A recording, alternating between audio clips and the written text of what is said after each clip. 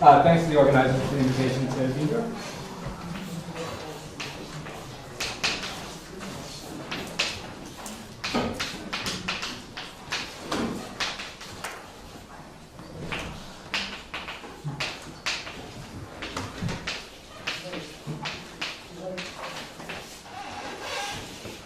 Okay, so in the first section, I'm going to review the classical construction of Hausdorff, which is about zigzag algebras.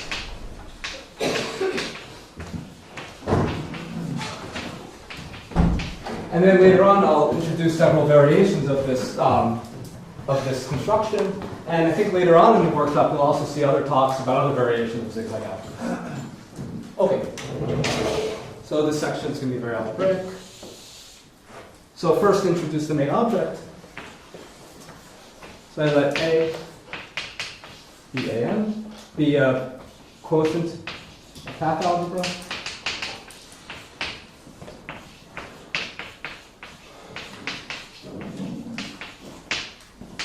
Of a certain quiver. And here we just take a linear quiver of n nodes.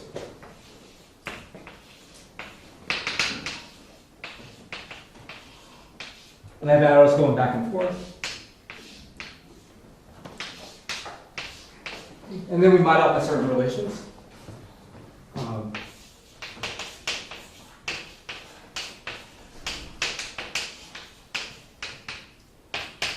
So by the way, so I read my paths from right to left. So first I have the relation that 1 to 1 is equal to 0. So this just says that if you start at 1, you go 1 over and 1 back, you're at 0. 2.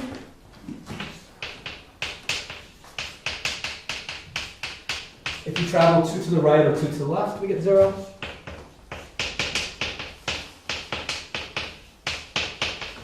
And 3 is that a loop in one direction is equal to a loop in the other direction.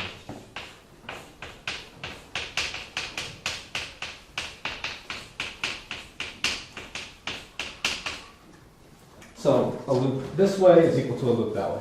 Okay, so this is our algebra AN. Okay, so this is some remarks. This is a Z-graded algebra. It's actually positively graded, not negatively graded. Should you have another relation for the other end of the graph? No. No? Okay. You mean you want this to be 0? On one right? No, there's no. Okay. Yeah, this is it. Okay.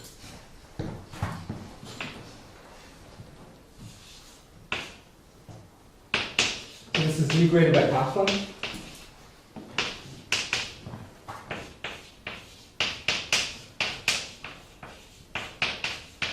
And then some other observations that there are n indecomposable projective objects here corresponding to the n idempotents. So each path of length 0, where you just start at a node I, you don't move anywhere, gives rise to a projective module.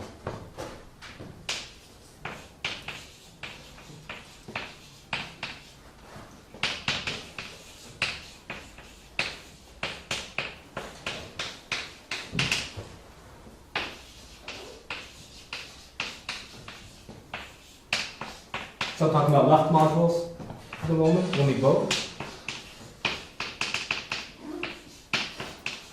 So I view AI as we look at all paths starting at I and going in one direction.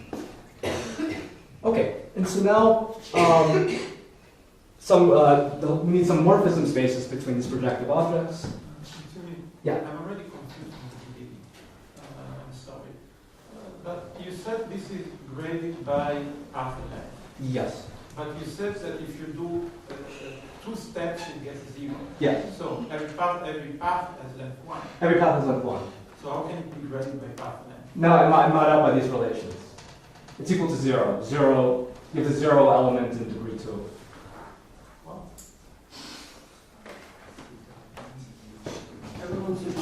The relations are homogeneous. Yeah, the relations are homogeneous.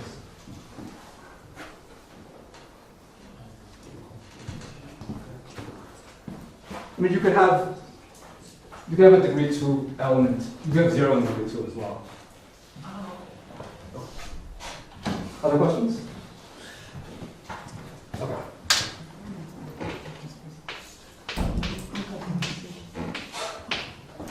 And so now on the endomorphism algebra of these projectives.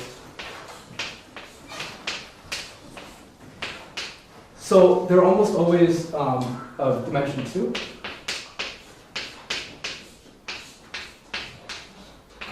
This is if I is 2 through n. And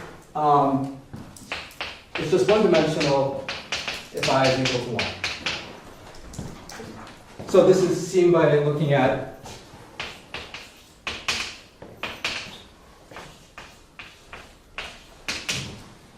by computing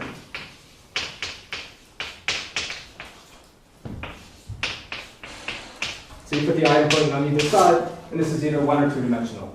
Now if I is equal to 1, you could only stay in place, but otherwise you can move, you could do a loop to the right, which is the same thing as doing a loop to the left. Okay. And also Hom spaces between different projectives.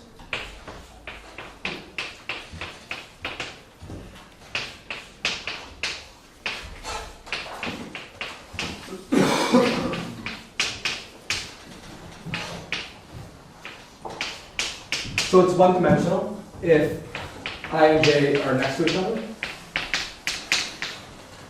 and otherwise there are no dots.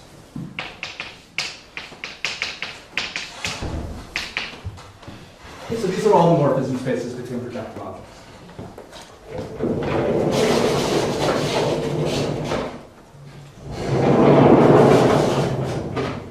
So from this endomorphism algebra computation above, we see that almost all of them have two-dimensional endomorphism algebras, and if you know something about Braid group actions, that should give a clue that these projective modules should give rise to Braid group actions. Okay, so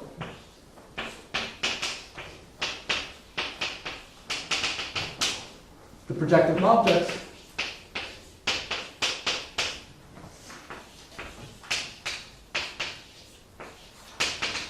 should give rise to Braid group actions.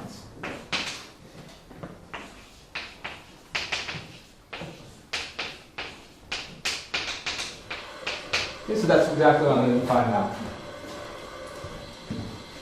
So there are complexes of bimodules.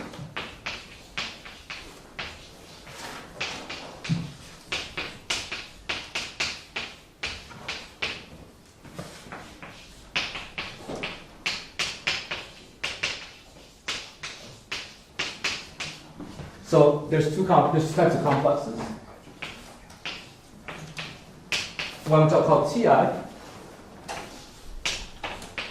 So I take this left module, tensor over the ground field, and then we have the right projective module here.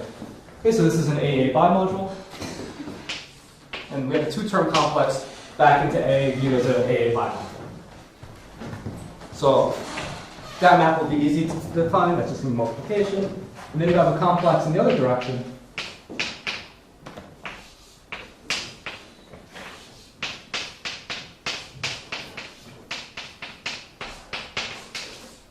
And there's a map here, delta, which I'll describe in a moment. And I should say that, as I said in the beginning, this is a z-graded algebra, and everything, all these bimodules should be z-graded, but I'm just not going to keep track of grading at all. Okay, so M is just a multiplication now.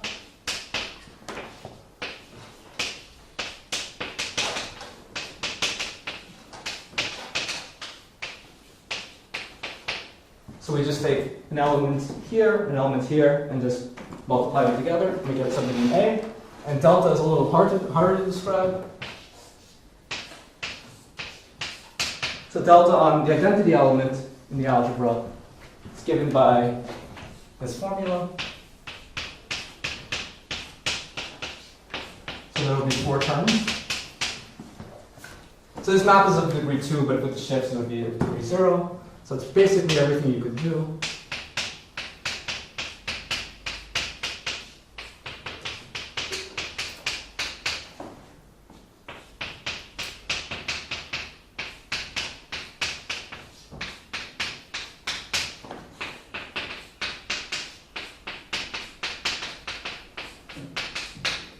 Okay, and one checks that this is a bimodular homomorphism. Okay, so then we have these two complexes. So now a theorem of Rouquier and Zimmerman.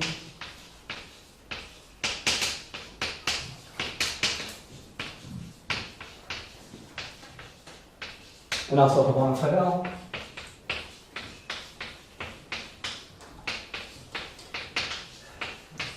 Is that these complexes give rise to a Braid group action on the homotopy category of AA bimodules.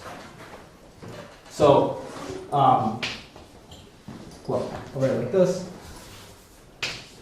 So these are complexes of bimodules, and we could view them as functors on the homotopy category, or on the category of chain complexes. But in order to get the theorem to work, we have to work in the homotopy category as functors on the homotopy category. There are isomorphisms.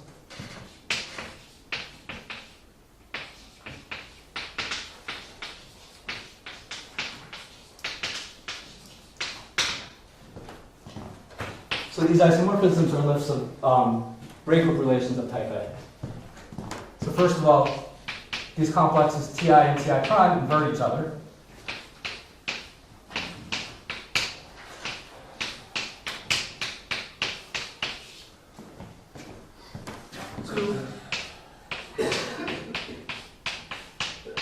So if I and j are far apart, nodes that are far apart,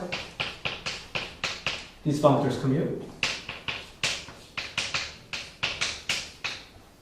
And 3, if the nodes are adjacent, we have this Braid relation.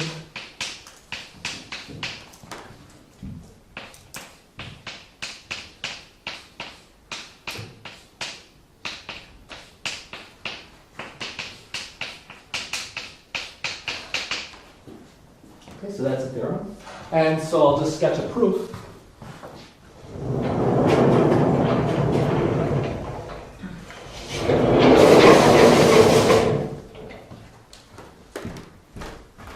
So the proof is not very difficult. Well, that was difficult.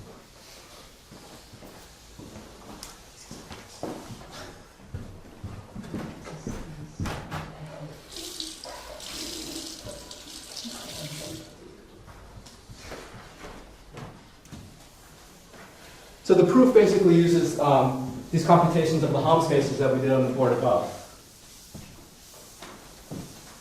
or on the board stories.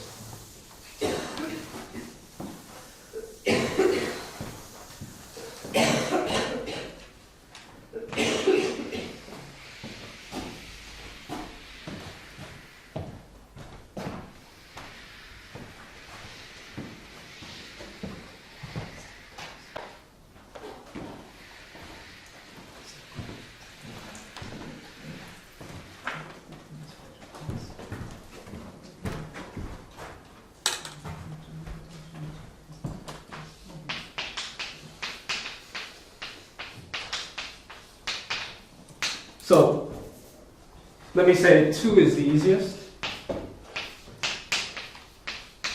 And it just uses the fact that Hom between AI and AJ is 0 if I and J are far apart. 3 is the hardest, so I won't prove that. And that uses Hom space, this uses that Hom of AI and AJ is isomorphic to K if I and J are adjacent. Okay. So 1, of course, uses the fact that the endomorphism algebras of the AI are 2-dimensional. And so I'll sketch a proof of this.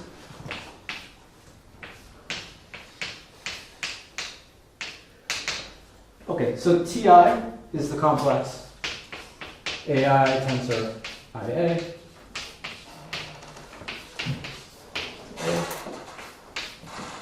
So then I have the tensor with the complex Ti prime.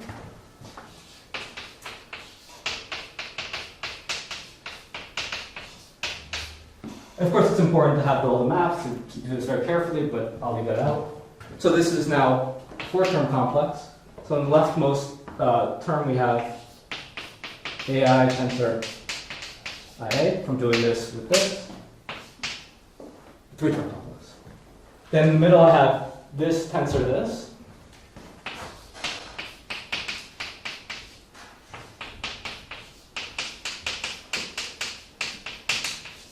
I also have this tensor this. And then finally I have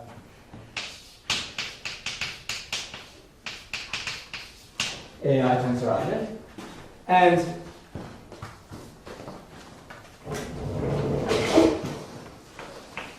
now the key is to break this up.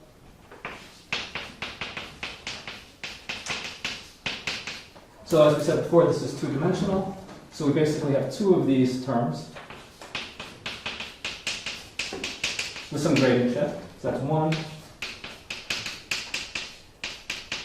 That's another. Then we have A. And then in the homotopy category, if we were keeping careful track of everything, we have cancellations. This would cancel out with this, and this would cancel out with this. So you're just left with A, which is isomorphic to the identity functor.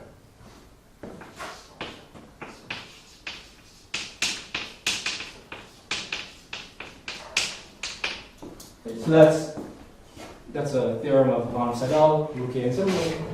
And before I move on to the next section, I should make some remarks.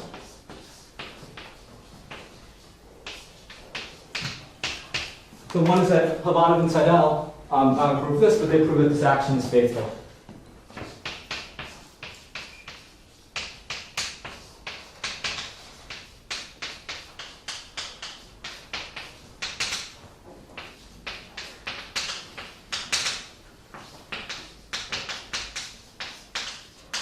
Okay, so that's a bit more difficult.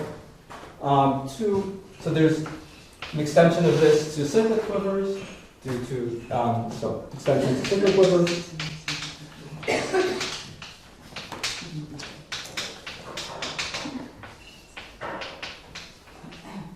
Due to Braid, Theo and Wagner.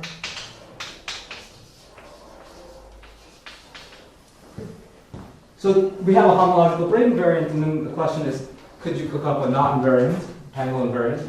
And we can't just work with this algebra A. Sorry, did they also prove it's Facebook? I believe so, yeah.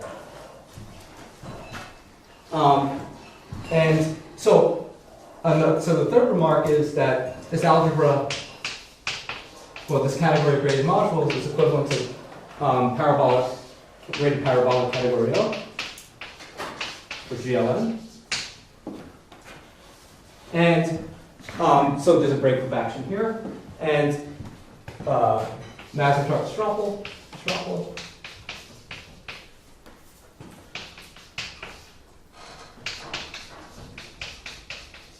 extended this breakup action. So this is a very special parabolic. I mean, this could be generalized in many ways, but you could look at this more general two-step parabolic. And the reason why this two-step parabolic is important is because Stropple used this to recover Hausdorff homology.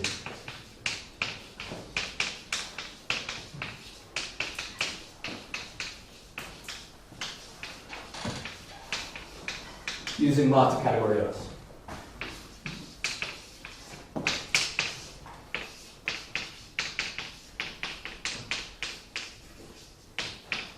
So from this simple setup, if you keep generalizing, you do recover powerful integration. Okay.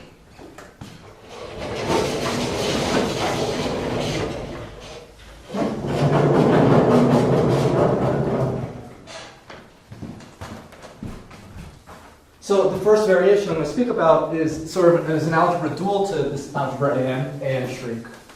So it's causal dual, but I won't use that very much.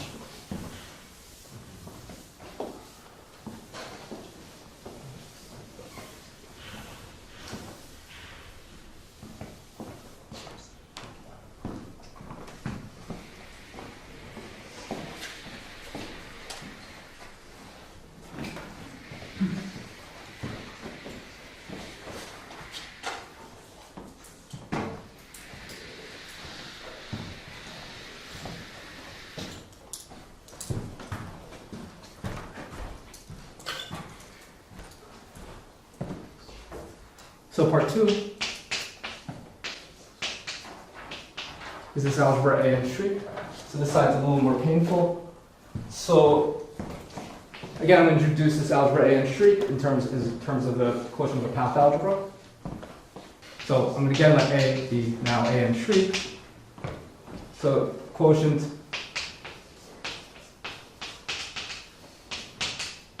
of path algebra of the same quiver. So it's the same linear quiver.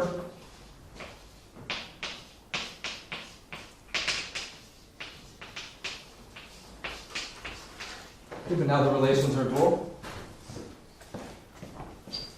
By relations. So once again, I'm going to have a loop starting at 1 is equal to 0.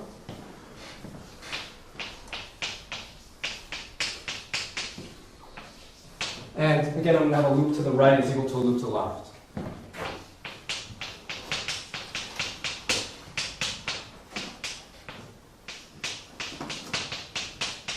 But that's it.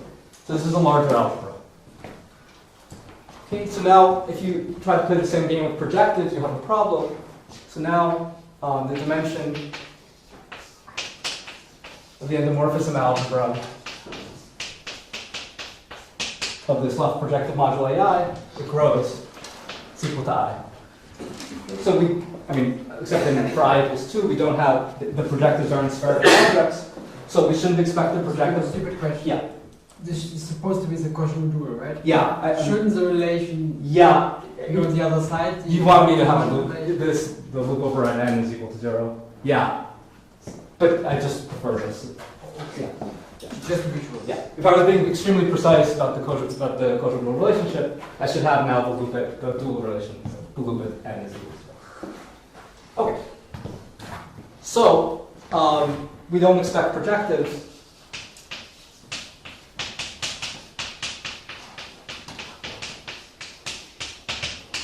To give rise to Braid action.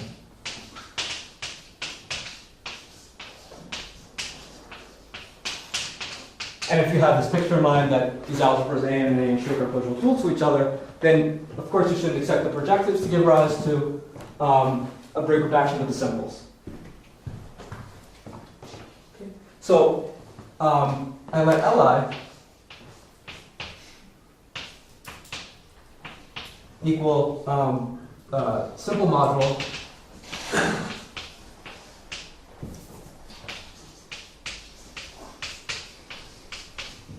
so it's just one dimensional and spanned by Vi,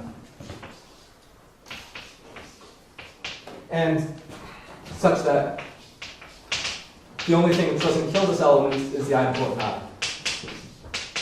Otherwise, all the other idempoten's are 0. All the other idempotent act by 0.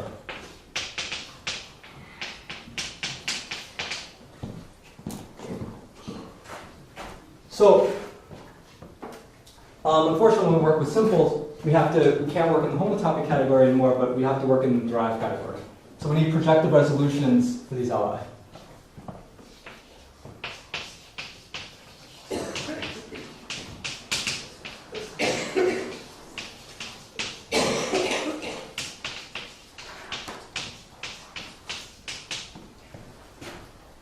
Okay, so these are not too difficult to write down, so we can do this explicitly.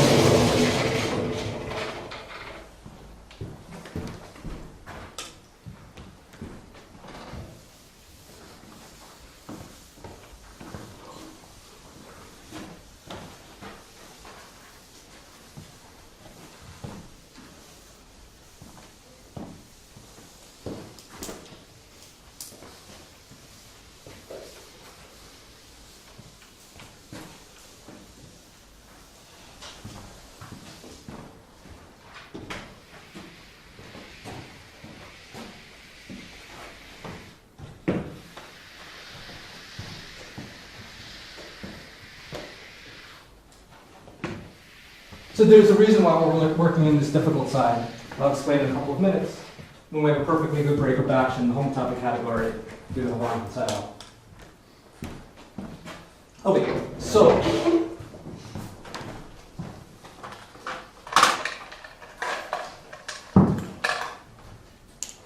this projective resolution.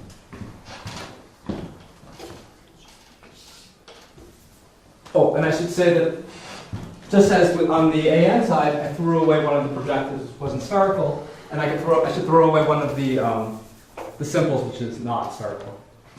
So for I not equal to n, we have that Li is quasi-isomorphic to, there is a projective resolution. So in degree 0, we just have this projective module. The next degree, we have these adjacent projectives, and then in the last degree, we have the projective AI. Okay, and the maps are easy. They're just by multiplying by lengths by passive degree 1. So this is right multiplication by I minus 1 I.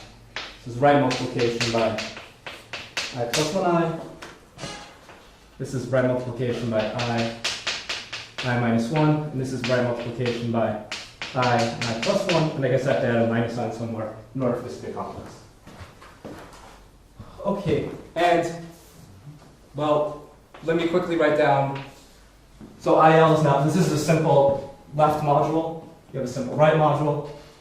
It's completely dual. So I'll just quickly write down the maps.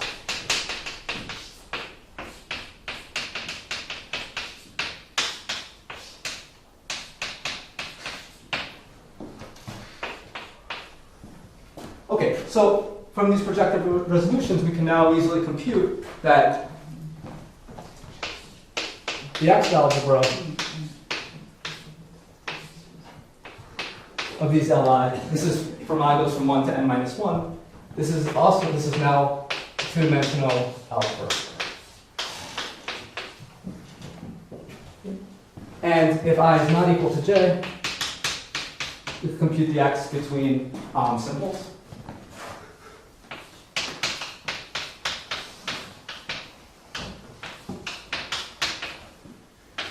So it's k if I and j are adjacent, and it's 0 if I and j are far apart. Okay, so we now have a system of modules which give rise to braid group action. And okay, so I'll write down these complexes. So I'm going to reuse this notation Ti. So Ti is a complex in the derived category, which goes from Li. So this is now a simple AA bimodule. So this map is not difficult. This is just projection onto this simple quotient. The other complex, Ti prime,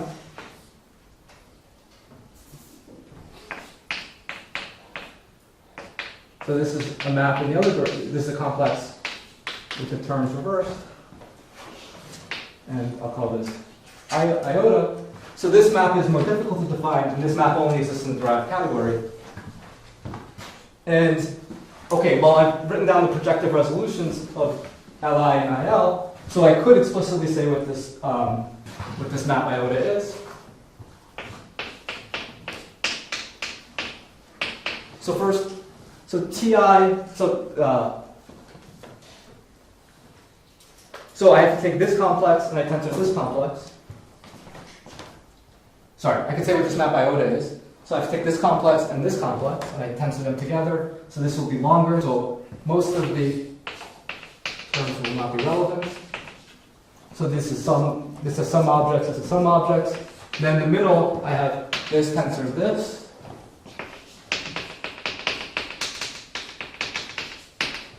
And then I have to do this middle column with this middle column, so I'll produce one more term.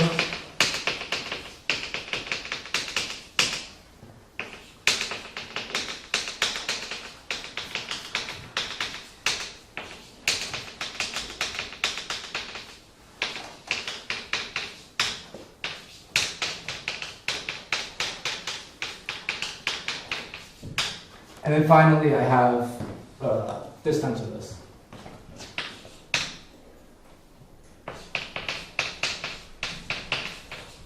And then I'll have two more which will not be important. X1 and X0. Sorry, so this is Li tensor IL. Okay. Now I want to map into A. So in the derived category, now we have this map of this big complex into A. And most of these maps are 0 or multiplication maps. So I can multiply, I take negative multiplication, that's the 0 map, that's the 0 map, this is multiplication map, and this is negative multiplication map. Okay, and one checks that this is a bimodule homomorphism.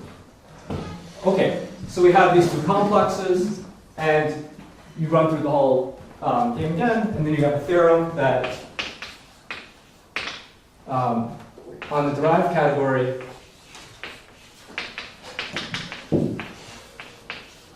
these complexes or these functors satisfy Braid relations.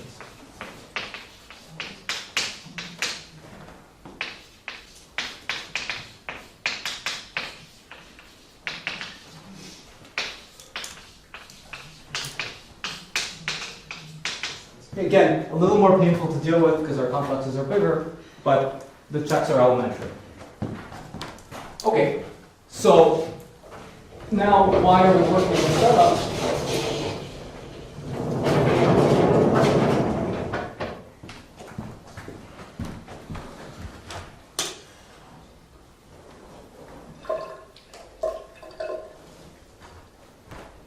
So I'm going to give a brief introduction to PDG algebras. We'll hear more about this, I believe, in Vanessa's talk later this week.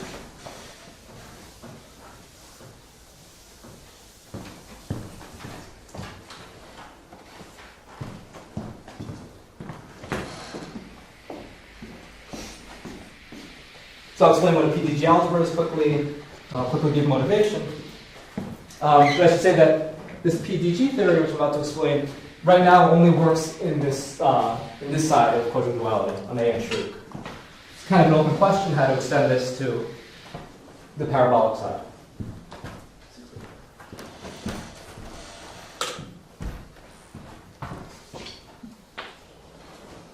Okay, so A and shriek has a PDG structure.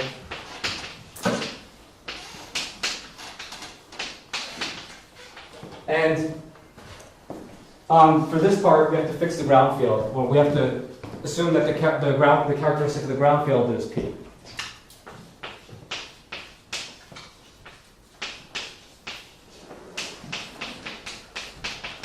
This is the first time I had to mention the ground field.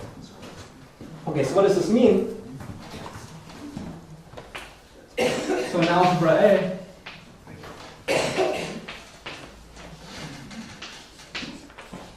or as a PDG algebra,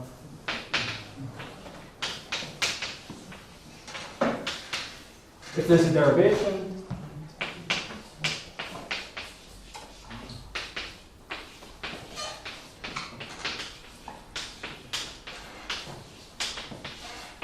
D, and normally we now take this derivation to be of degree 2.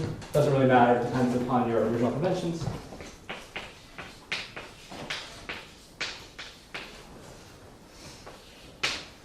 Such that d to the p is equal to 0. So when p equals 2, this is just a DG algebra. So this is a natural generalization of that. So p equals 2, just a DG algebra.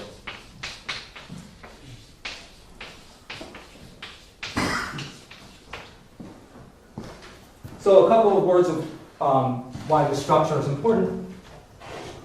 Why such a structure would be important. So Habanov sort of incorporated this theory of PDG algebras into categorical representation theory. Maybe 10 years ago.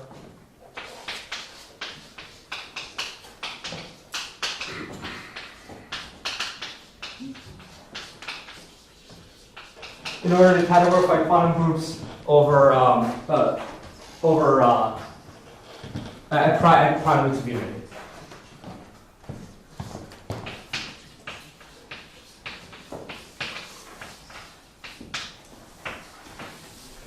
Quantum groups and their representations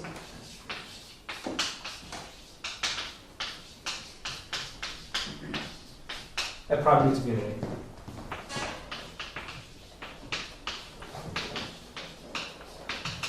So I want to explain here why this accomplishes that. But is the notion of PDG, is it due to Kavanagh, or was it known before? I mean, the idea of like a P complex where you go, this is a notion that goes back Okay. decades earlier. And there hasn't been so much work on that, but yeah, the incorporation of it into the subject is. And he generalized a little bit to something called topological algebra, which PDG algebra is a special case. And so there's been some success in this direction. So Chi and Havana categorify the upper half of small SL2 using PDG no-Hecke algebras. Then Chi and Elias and Chi categorified the entire small quantum group SL2 prime root of unity using a PDG version of Aaron Lauda's SL2 category. And then there's been partial progress about categorifying the representation during SL2. And so what I'm about to describe now is one small piece of this categorified representation theory. Okay, so now let me describe the PDG structure on A and street.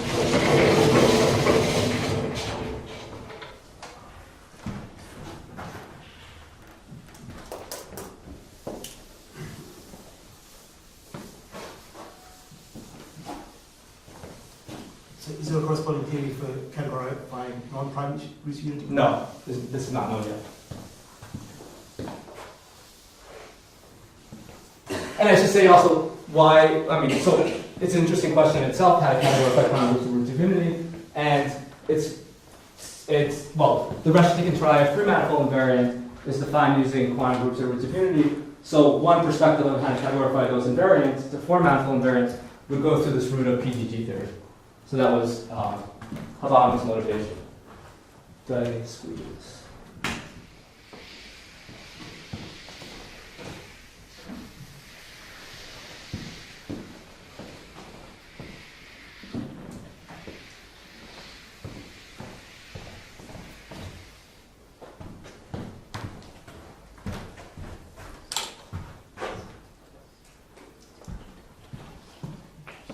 So the PDG structure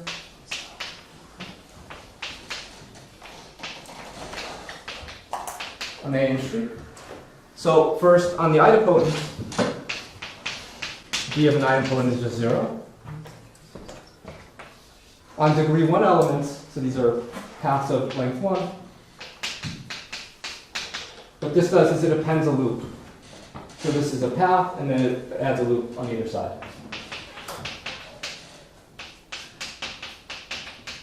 So this takes a path of length 1 to a path of length 3. And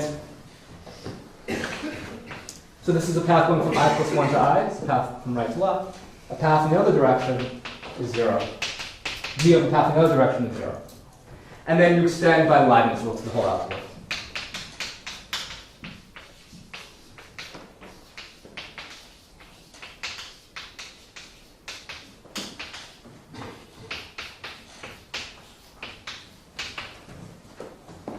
So, just a remark, if you try to do this on the other side of kosher duality on AN, it's not clear how to find non-trivial differentials. It's a smaller algebra. Okay, so it's natural to find a PDG structure here. The analog of the structure on the other side is not clear. Okay, so there is now a corresponding Braid group action, and I will just mention what happens when P equals 2. So, Li, the simple modules from before, is a simple PDG module.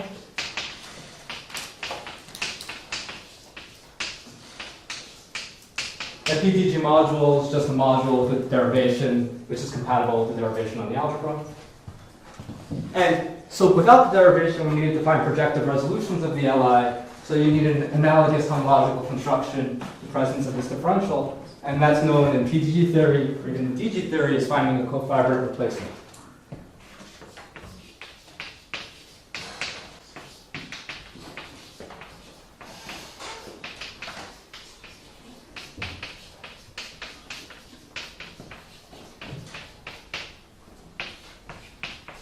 you hope to have a breakup action in the presence of this differential. And I'll explain what a cofibrant replacement is by this construction in this example.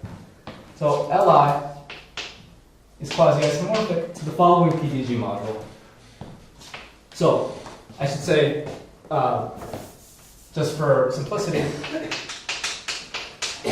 fixed P equals 2. So we're in the slightly more familiar territory of DG algebras.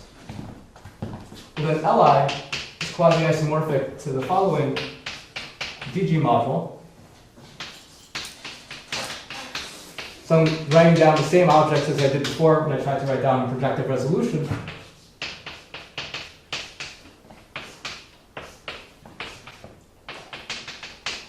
Once again, we have these maps.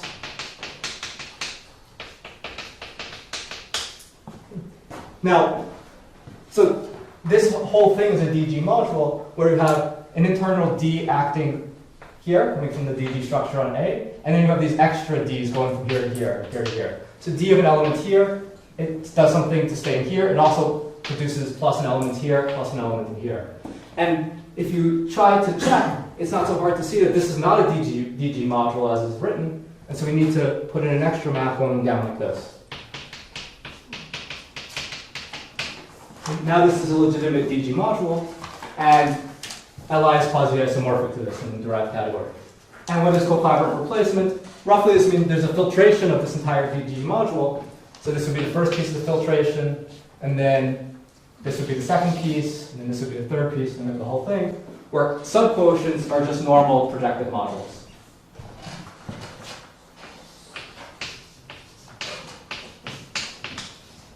You only need to add an arrow in one direction because you have some asymmetry, right? Yes. Correct? Yes. Yeah, so it would be very problematic if there were arrows in both directions. And somehow there's a little bit of freedom of what this differential is. There's a whole family of differentials, but only there's a preferred differential which makes other things work out nicely. So if I ignore the arrows and just the maps and just look at the shape of this thing, is it the same for all P? Or is so it's almost the same. Okay. Yeah. So subquotients, just a remark about what cofibrant replacement roughly is, the subquotients are AI, their natural differential structure. There's a more categorical description in terms of Hom spaces in the homotopy category versus derived category. And as to Katarina's question, for P bigger than 2, just extend the middle part P minus 1 times. What?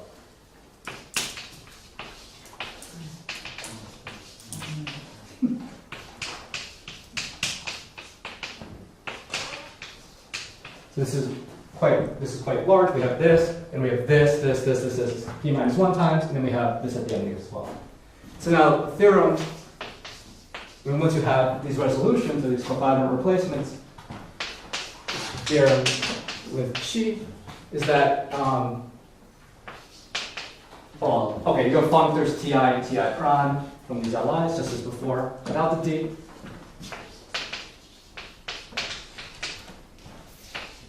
On the derived category of A and shriek, the presence of differential, the Ti and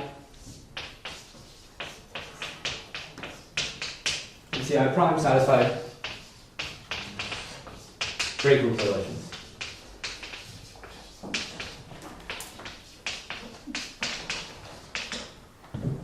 So the proof of this will go similarly as the proof without the differential, except you have to deal with these larger complexes. So this is sort of one step in trying to understand category 5 Escher-Tiken triad invariant in the presence of differential, which is a small step in trying to categorify the 3-manifold invariant. Okay.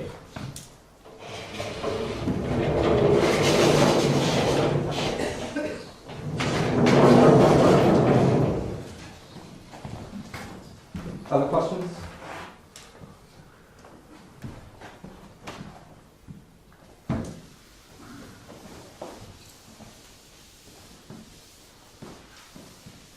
So, before I begin the next section, just a couple of other remarks is that this algebra A and shriek categorifies a weight space of V1 tensor n, where V1 is a 2-dimensional representation of SL2. So this categorifies sort of the first non-trivial weight space, so that tensor product. And so right now work in progress is categorifying the other weight spaces of the tensor product. And then extending the Braid group action there.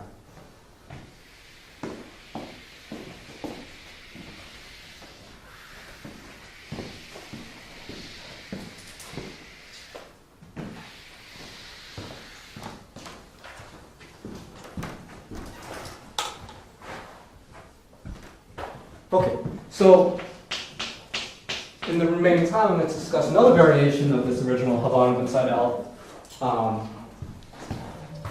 construction. So this is related to Webster's algebra.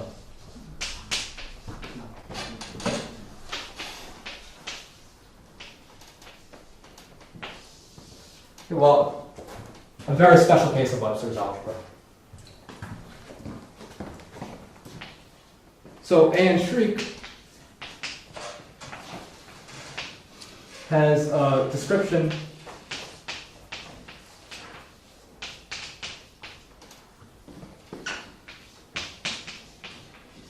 in terms of planar diagrams.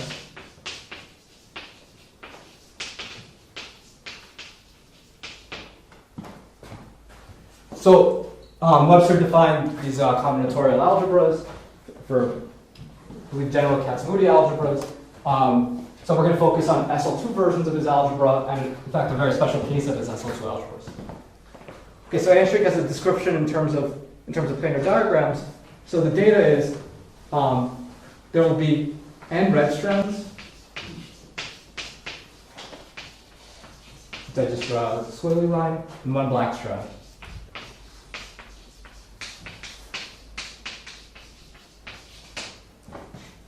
So I draw a solid. And so we have planar diagrams going from bottom to top, and multiplication is given by concatenation, and we'll see this a little more clearly in a moment. So relations, some more data. So red strands can't cross.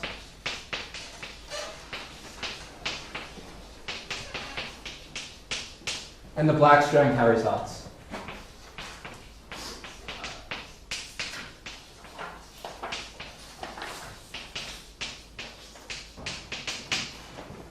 And then there are relations.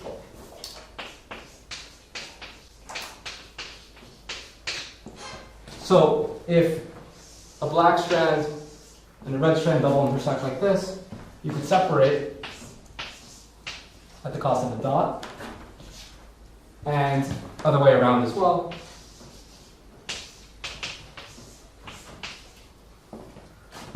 Black dots move through crossings and reflection.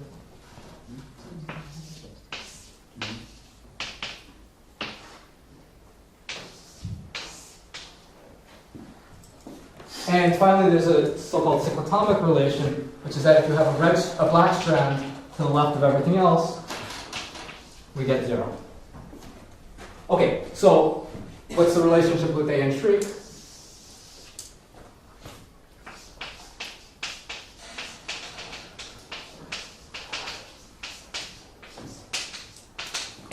So there's an isomorphism. You know, I'm very careful defining this Webster algebra. I'll show you the correspondence.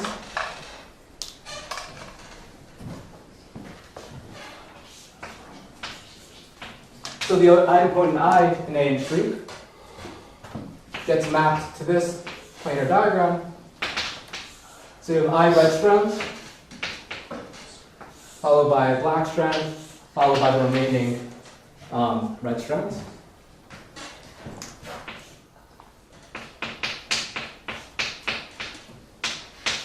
This element of degree 1 gets sent to this diagram.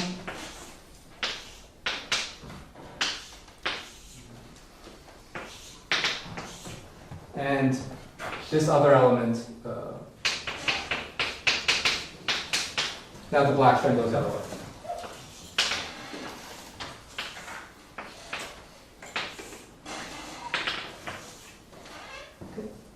and this is an isomorphism of the two algebras. And so all the relations we saw in A and Schrieg correspond to relations of these Webster algebras. For example, the one-to-one relation we saw for A and Schrieg corresponds to this relation that if you have a black strand all the way to the left, you get 0. And these two relations correspond to the relation that a loop to the right is equal to a loop to the left. Okay, so these algebras are isomorphic, so of course we have a Braid group action on the derived category of this Webster algebra. And what I want to discuss now is a deformation of this Webster algebra.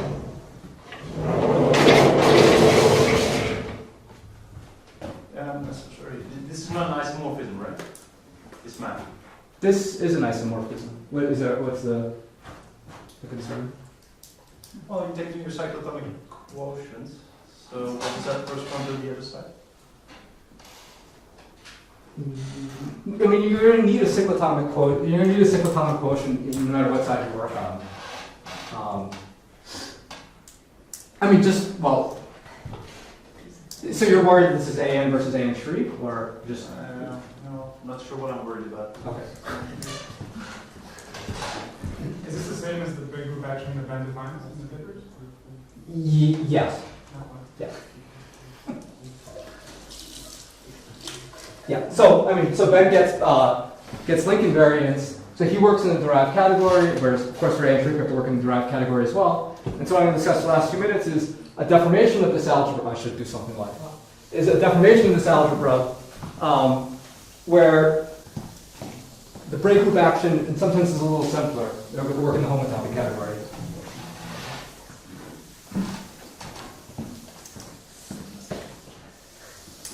And I said this is an extremely easy subalgebra of Webster's algebra from various points of view.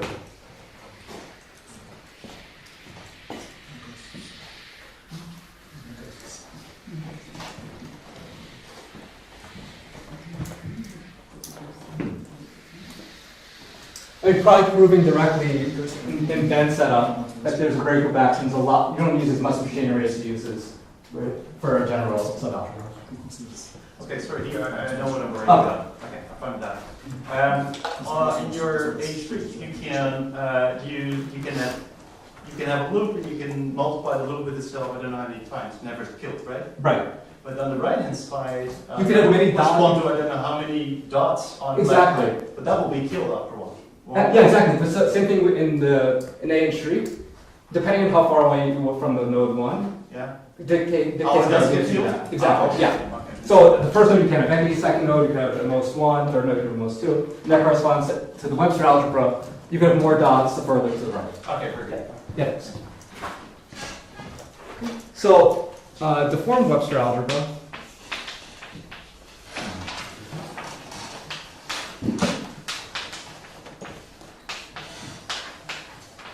Which was also considered by Ben, but I don't think that you consider Braid group action in the setting. So I'll call this WN1. So basically the same setup, except now red strands can carry dots. And the relations and deformed relations, well, I won't write down all of them, maybe just the key new relation, is that this double crossing, so you have this old part, and then you have this new deformed part. So this is a dot on red strand. And similarly,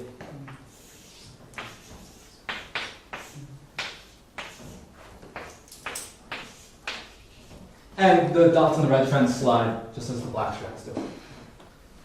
Okay, so this is algebra WN1, and I'll just say very briefly that WN1, the remark, is related to a category of singular circle bimodules.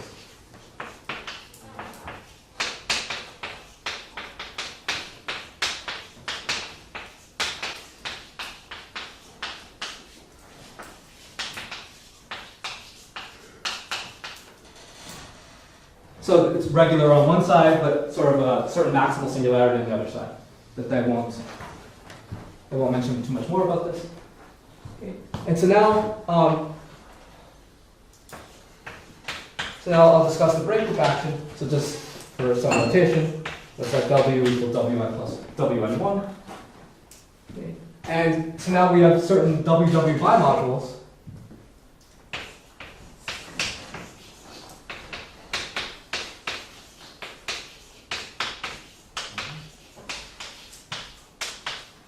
So stand by pictures.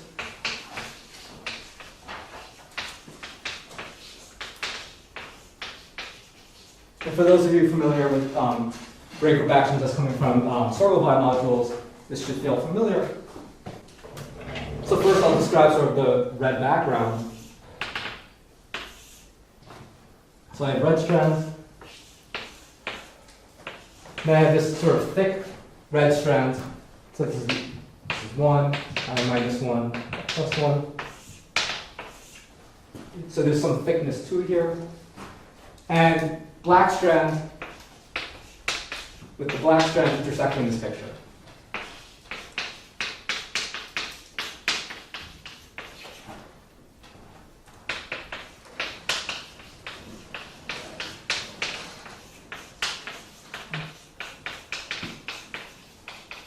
So maybe the black strand will go like this or like this. And there are relations.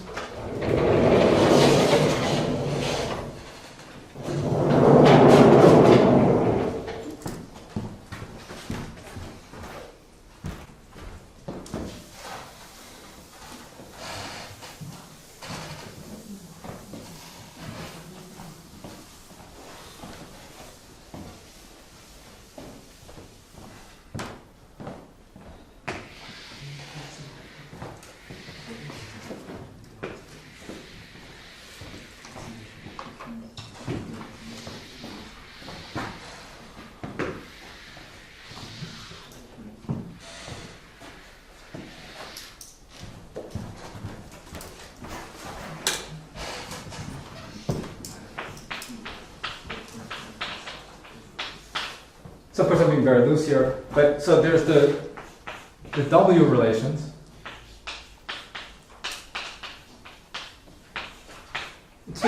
So I'll focus on sort of this interesting middle part where two red strands merge into one and then come back out. So if you have a symmetric function up top, you could bring it down.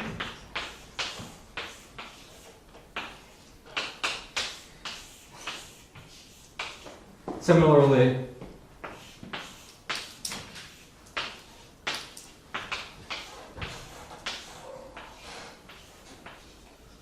this is like the first symmetric function in the dots, you could bring it down. This is the second symmetric function in the dots, you could bring it down. And so this is classic sortal story. We said the break group action there. And now how does the black strand interact with this? So if the black strand looks like this, it can go down like that, it can go like that, plus the reflection. Okay. So finally, as time is running out, I'll write down the main theorem with the gamma.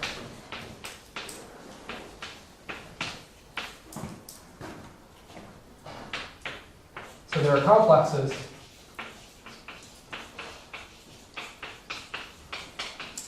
in the homotopy category.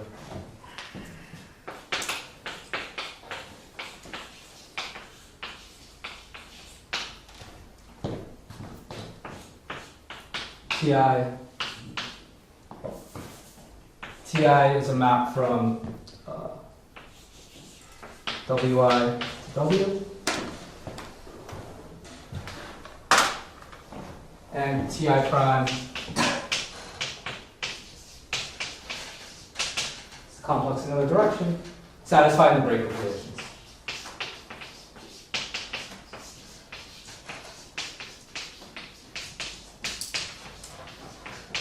So somehow this deformation allows you to, this is a deformation of A and streak, and instead of having to work in the derived category, you're able to work in the slightly simpler setup of the homotopy category. And one goal is to hopefully extend the PDG setting here, where things should be a little maybe simpler to control. And one last remark is that there's some work in progress. So this is WN1 with one black strand. So work in progress with Habano, Lauda, and Yonezawa. We're working on the case W1K and Braid group reaction now. Okay, thank you.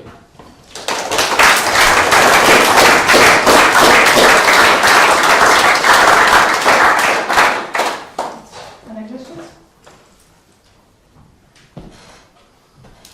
What's the quiver relations for this WN1? I should have thought about this beforehand. I can't think of it off the top of my head. What is it deformed vector algebra categorical? Well, it should categorify V. This should be the second lowest weight space of V1 tensor n as well. Oh, same thing. Yeah, same thing. Well, at least, the growth in the group of this is n-dimensional, which is the second lowest weight space of V1 tensor n. I say we haven't thought about what E's and F's should look like, but I expect it's the same thing. Do you know expect selection to be faithful in the PDG case? Yeah, that's a good question. So June and I thought about this when we were writing the paper. We expected to, but we would try to mimic Havana's and Seidel's proof. Yes. So you set up a complex, but it's even without the differential proof. It should be faithful in the A and shriek case. Forget about the differential for a second, for obvious reasons. But even so, setting up this complex of modules in the dual setting, you have to set up a complex of simple modules, which means you have to projectively resolve all of them. And so then doing this in the PDG setting was just too much of a mess. We have no reason to expect it won't work, but we're maybe too late. Is there a mathematical way of taking the closure dual? You mean you want to closure dual of this? Closure dual of the algebra? It's a good question. I don't know.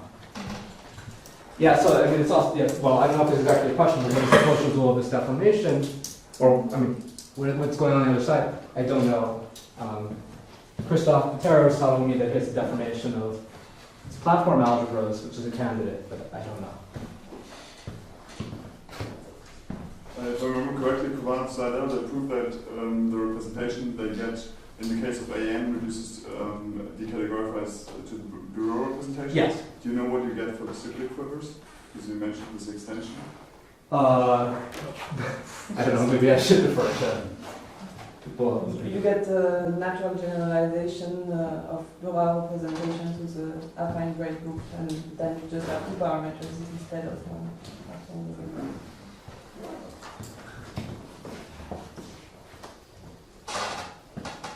No question? Okay, then we thank the speaker, right?